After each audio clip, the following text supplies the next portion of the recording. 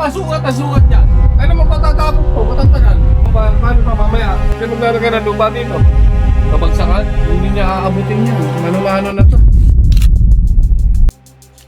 Last week, nagtagumpay ang offline swimming pool natin mga tol, kung saan nakapagukay ang ating mga tropa na mahigit 100 square meter. At para sa part 3 ng series na ito, magtuloy-tuloy na kaya ang swerte ng ating proyekto or isa na naman itong parusa sa minamahal nating mga trabahador.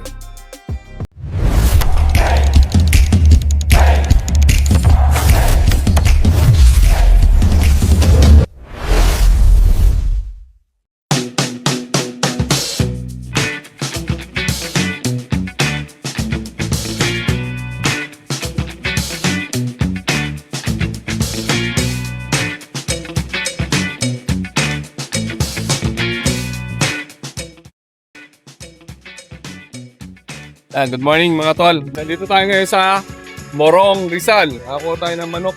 Isang malaking manok lang mga tol, 4 na kilo to ha. Tawag daw nila ay bandres. Bigyan natin sa water. Thank you, sir.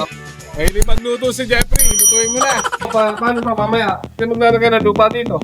Kabagsakan, hindi niya aabutin yan. Mano-mano na to. Pagpunta niya dito, paggilid niya dyan, pasalok niya hindi dito.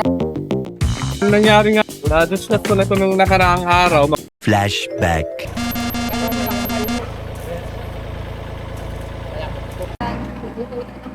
So yun nga mga tol, ayun, gumuguo na naman. So yung nerbokada nila sayang din lang. Gumuguo lang ito, gumuguo ito mga tol. 2 meters by 2 meters, 2 meters pa higit pa yung lalim. So cut muna. Pinat muna natin ito lahat, mga mukay natin, malit na natin.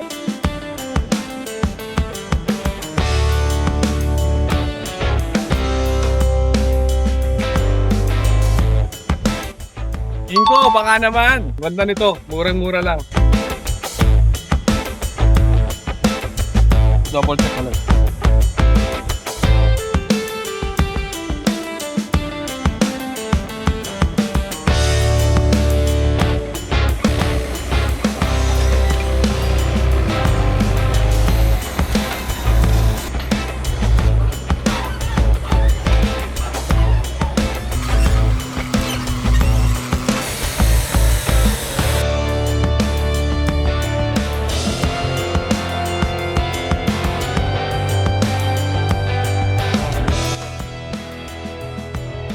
Stock area lang natin to, pati yan, makapidento na maayos.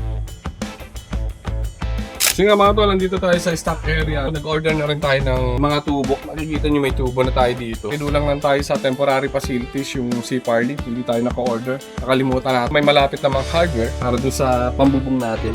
Ito yung C. Parley mga tol. Pakidala muna to kuya para maisama natin sa fabrication area. Nakailangan 16mm na kayo. Walo. Mga 50 siguro na initial para sa footing. Mamaya magpapakat na tayo after lunch. So nga mga tol, nagpakuha tayo ng 16mm dito para makapagawa na tayo ng mga footing mamaya. Meron na rin tayo mga tubo. Then meron na rin tayo ditong anilyo, although kulang pa to. Mga 400 lang to. Konti lang yung anilyo dito. Andito na rin yung mga 10mm. So yun, mga 50 lang muna, initial. Yung grade ng bakal natin, grade 40 pa rin to. Mula sa 16, sa 10, sa 7.5. Mga tol, 7.5 ito. Napakahaba ng bakal na gagamitin natin para sa mga poste. Kasi bakit? Para maiwasan natin pag-overlapping sa mga poste. 7.5, dapat nga 9 meters to eh. Kaya lang napakahirap i-erect ng napakahabang bakal sa poste. Kailangan mo pang lagyan ng scaffoldings. Lagyan ng mga tukod, lagyan ng mga tubo. Sa mga nagtatanong mga tol, hindi tayo nagamit ng kahoy. Puro tubo na tayo. Gawa tayo nga pala ng patasan dito ng bakal mga tol. So nga mga tol, ito 7.5, 7.5. Tapos ito yung mga 6 meters natin na 10mm. 16mm, may 12mm din tayo.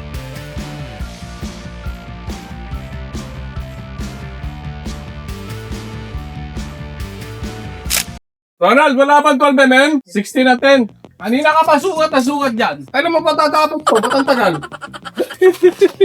So yun nga mga tol, meron din tayo dito ng plastic board. Sa mga nagtatanong mga tol, ito. Nagamit na rin natin to sa ibang project site. So ito, magagamit pa rin natin dito.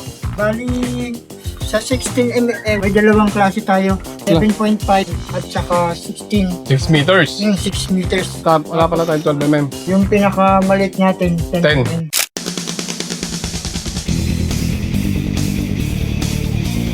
At habang naghuhukay ang bako mga tol, nagpa-ready na rin tayo ng mga bakal dito para sa ating pamoste. At eto na nga mga tol, ito yung maraming bakal sa ating mga poste. At hindi lang poste mga tol, parilya. Nagpa-ready na rin tayo. Ganito kalalaki yung ating parilya.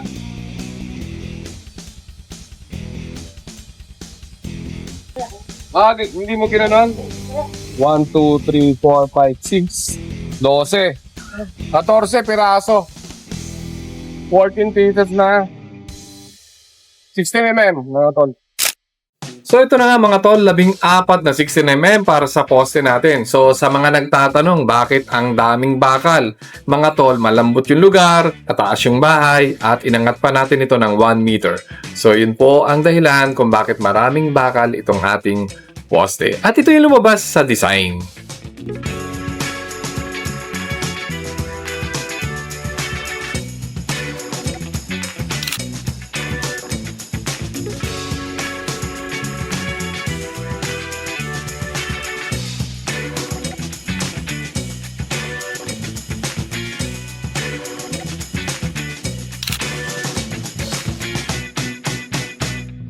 Maraming salamat nga po pala sa manonood at maraming salamat sa oras. I hope nagustuhan mo ang video na to at kung bago ka pa lang sa channel na to, baka po pwede makahingi ng isang like. Hanggang sa muli, hanggang sa susunod na video natin ha. Ingat!